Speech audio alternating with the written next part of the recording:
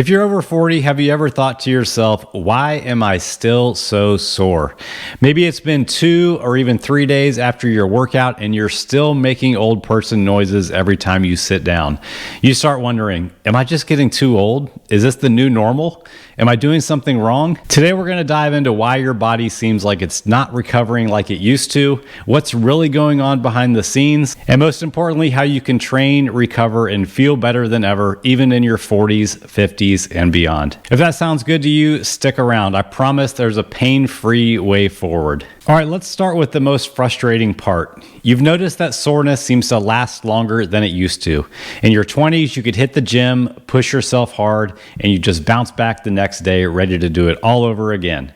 But now, not so much. You need to remember that soreness isn't just about the workout itself. It's about how your body recovers from the workout. And recovery is influenced by a whole list of factors, including your age, your diet, your lifestyle, and your overall health. Maybe one or all of these scenarios sounds familiar to you. You've tried pushing through the soreness just thinking that it's your new normal. You've skipped workouts altogether when you are sore just thinking that you're going to make it worse. Or maybe you've loaded up on vitamin I, ibuprofen, hoping that it will dull the pain. But none of these have really solved the problem, have they? So why does recovery change as we age? Let's talk about what's happening behind the scenes of this lasting soreness. As we age, our bodies just become a little bit less efficient at repairing themselves. It's not that your body's falling apart, you just need a little bit of extra time and a little bit of extra love to recover from those same workouts. Research shows that the major function called muscle protein synthesis, that's the process that your body uses to repair and grow muscle,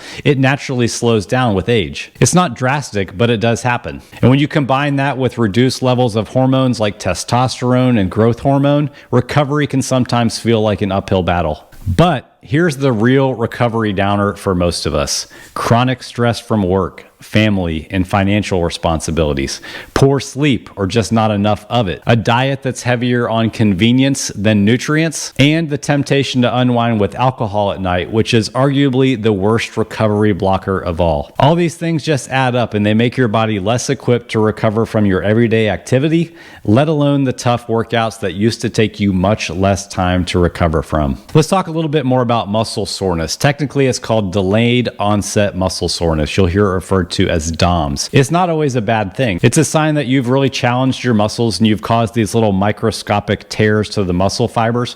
And when they repair, that's part of how your muscles get bigger and stronger. But when soreness lingers for days and days, or it's so intense that it keeps you from doing the things that you enjoy, including exercise, that's a sign that something's out of balance. The good news is that recovery is a skill that you can build. And just because your body doesn't recover like it used to doesn't mean it can't still recover really well.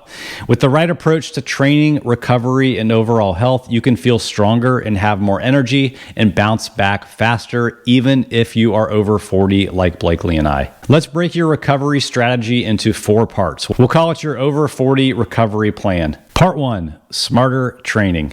In our 30s, Blakely and I would crush 5 CrossFit classes a week.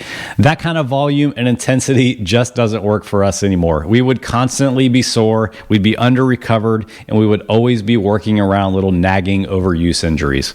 The training method we use now and with our clients is a much more balanced approach. We start with doing a proper warm-up before every workout to make sure we're protecting our joints and preparing our muscles for the workout. We strength train 3 to 4 times per week to build our overall strength and ability. We'll do about 3 isolation exercises in every workout to build muscle, to improve joint health, and to build connective tissue strength. And then we'll do 2 to 3 conditioning style workouts in different intensities to build overall fitness. It's sustainable, fun, it works, and it leaves us feeling built up, not burnt out. We've got an entire episode dedicated to explaining our training method, so I'll leave a link to it below. The bottom line is, I know it's tempting to think that doing more is always better, but it's not. Recovery has to start with how you train, so don't skip that part. All right, part 2 of your recovery plan, we're talking about your nutrition. Let me ask you, How well would your car perform if you refused to put fuel in it? The same exact thing goes for your body. If you're constantly under fueling, otherwise known as being on a diet, recovery will always elude you over 40. I'm not saying you need to overeat, but always restricting calories will zap your recovery and keep you sore for days. Our goal with our nutrition clients is to help them build a fundamental understanding of what it looks like to fuel their activity, their lifestyle, their workouts, and their recovery without feeling like they have to be on a diet. For most of us, that has to start with protein. Eating enough protein is essential for muscle soreness. Studies show that higher protein intake helps support muscle repair and recovery, especially as we age and we become less sensitive to the positive effects of protein. Secondly, do not fear carbs. Carbs are your muscle's main fuel source. Eating enough of the right kinds of carbs replenishes your energy stores after a workout, and it kicks off your ability to recover. We talked a lot more about this on our episode on the 10 reasons you might be working out and not look like it. I'll put a link to that below too. Okay, part 3 of your recovery plan, we're talking about prioritizing your sleep.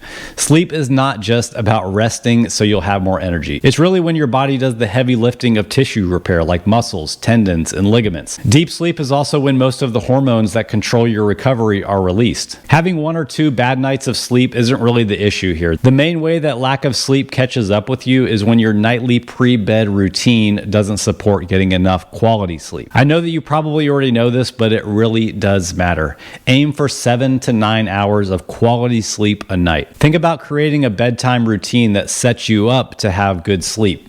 I'm talking about drinking decaf hot tea instead of wine before bed, getting in bed earlier without turning on the TV, and then reading a book instead of doom scrolling shorts on social media. Like I said, these are simple things, but they really do work well for recovery so you feel ready to go for your next workout. All right, part 4 of your recovery routine is hydration and mobility. This might even sound too simple to mention, but dehydration absolutely slows down recovery, and it's not uncommon for us to find with a new client that they're drinking less than half of how much water would be optimal for them. Everybody's needs for water definitely varies based on their weight, their activity level, and even the climate that they live in, but as a general rule, if you aim for about a half of an ounce of water per pound that you weigh, you'll be doing good. A little tip we like to give our clients is start the day off with about 16 ounces of water as soon as you get up after you've brushed your teeth. You wake up dehydrated, so getting water into your system right away can help improve your digestion, give you energy right away, and you're starting off with a healthy habit,